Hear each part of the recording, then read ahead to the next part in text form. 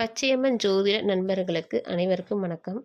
இன்று நாம் காணவிருக்கும் பதிவு 2026 ஆங்கில புத்தாண்டு ராசி பலன்கள். அதன் வரிசையில் இன்று நாம் காணவிருக்கும் ராசி துலாம் ராசி. இந்த துலாம் ராசிக்கு பார்த்தீங்கன்னா இந்த 2026 நன்றாகவே இருக்கிறது. பயப்பட அவசியம் இல்லை. சொல்லக்கூடிய சில அறிகுறிகளை பின்பற்றி நீங்கள் செய்து வந்தாலே போதும். இந்த துலாம் ராசிக்கு பார்த்தீங்கன்னா 10ல் குரு, 6ல் சனி, 5ல் ராகு, 11ல் கேது இருக்குது. இந்த 10ல் அமர்ந்த குரு பார்த்தீங்கன்னா 2ஆம் இடத்தையும் 4ஆம் இடத்தையும் 6ஆம் இடத்தையும் பார்வையிடுது. 6ல் அமர்ந்த சனி பார்த்தீங்கன்னா 8, 12, 3ஆம் இடத்தை பார்க்குது. இப்போது இந்த ஜாதகருக்கு பார்த்தீங்கன்னா உங்களுடைய பேச்சை எல்லாருமே மதித்து கேட்பாங்க. நீங்கள் என்ன சின்ன சின்ன அட்வைஸ் சொன்னால் கூட அவங்க சாதாரணமாக எடுத்து செஞ்சாங்கன்னா அது சக்ஸஸ்ஃபுல்லாக முடியும். நீங்கள் சாதாரணமாக சொல்கிற மாதிரி போகிற போக்கில் அடிச்சு விட்டு போவீங்க. அது கேட்குறவங்களுக்கு அதை நடத்தி உங்கள் பேச்சை அட்வைஸை எடுத்து செஞ்சாங்கன்னா அவங்களுக்கு பெரிய சக்ஸஸ் ஆகும். ஒரு பிஸ்னஸ்லேயும் சரி, ஒரு லைஃப்லேயும் சரி, கொடுக்குற ஒரு சின்ன அட்வைஸ் கூட அவங்களுக்கு அது மிகப்பெரிய சாதனையாக அமையும். அதேமாரி நீங்கள் பேச்சாலேயே மற்றவங்கள வசப்படுத்திடுவீங்க. அவங்க ஏதோ ஒரு ப்ராஜெக்ட் வேண்டாம் அப்படின்னு ரிஜெக்ட் பண்ணணும் அப்படின்னு நினச்சா கூட நீங்கள் அவங்க பேசியே கேன்வாஷ் பண்ணி அவங்கள ஓகேன்னு சொல்கிற அளவுக்கு பக்குவப்படுத்தி நீங்களே கொண்டு வந்துடுங்க. அந்த அளவுக்கு பேச்சு திறமை உங்களுக்கு அதிகமாகவே இருக்கும். பணப்புழக்கம் அதிகரிக்கும். உங்களுக்கு எதிர்பார்க்காத பணவரவுகள் சேரப்போகுது. புதிய வீடு வாங்க எண்ணம் ஏற்படும். அதற்கான முயற்சியில் நீங்கள் இறங்குவீங்க. வேலையில் அதிகமாக தான் நீங்கள் உழைக்கணும். ரொம்ப ஹார்ட் ஒர்க் பண்ணணும். நேரத்திற்கான உணவு அருந்தக்கூட டைமே இருக்காது உங்களுக்கு. இந்த டைமுக்குள்ளே நீங்கள் சாப்பிடணும்னு நினச்சா கூட முடியாது. 9 மணிக்கு சாப்பிட வேண்டிய மார்னிங் பிரேக்ஃபாஸ்ட் பண்ணால் 11 மணி ஆகிடும். 1 மணிக்கு சாப்பிட வேண்டியது 4 மணிக்கு சாப்பிடுவீங்க. அந்தளவுக்கு உங்களுக்கு டைம் இருக்காதுன்னு சொல்ல வரேன்.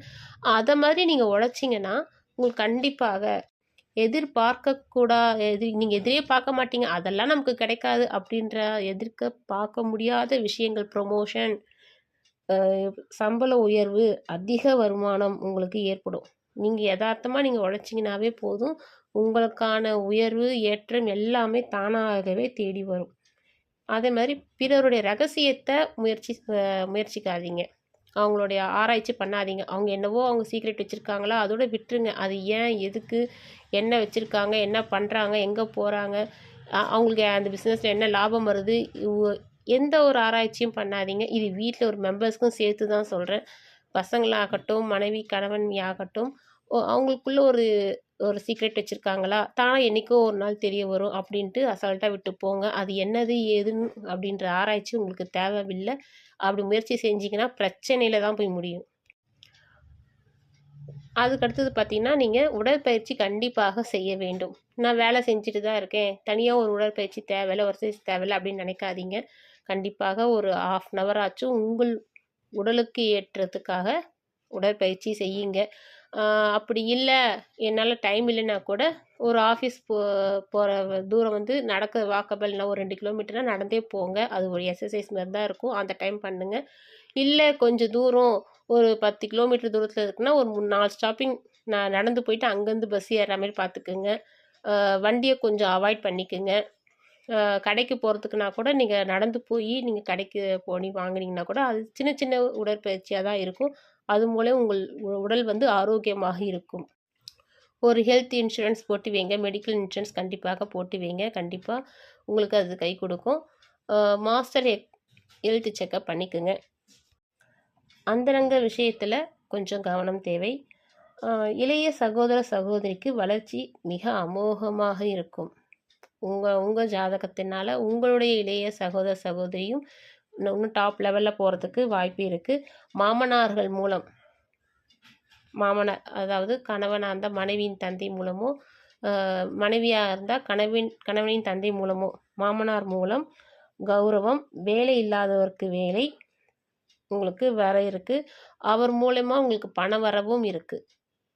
மாமனாரின் சொத்து வகை இருக்குது. நீங்கள் இன்னார் மாப்பிள்ளை, இன்னார் மருமகள் சொல்கிற அளவுக்கு ஒரு கௌரவம் நிலைநாட்டப்படும். மூட்டு வலியில் உங்களுக்கு அதிகமாக பிரச்சனை இருக்கும். மூட்டு எலும்பில் வரும். நரம்பு பிரச்சனை, இரத்த ஓட்ட நாளங்களில் பிரச்சனை வரக்கூடும். அது கொஞ்சமாக இருக்கும்போதே மருத்துவரை சென்று அதற்கான ட்ரீட்மெண்ட்டை பாருங்கள். பிள்ளைகள் ஆடம்பரமாக இருக்க நினைப்பார்கள். நீங்கள் அறிவுரை கூறி அவர்களுக்கு வழிநடத்தி கூட இருந்து அவங்களுக்கு கற்றுக் கொடுங்க.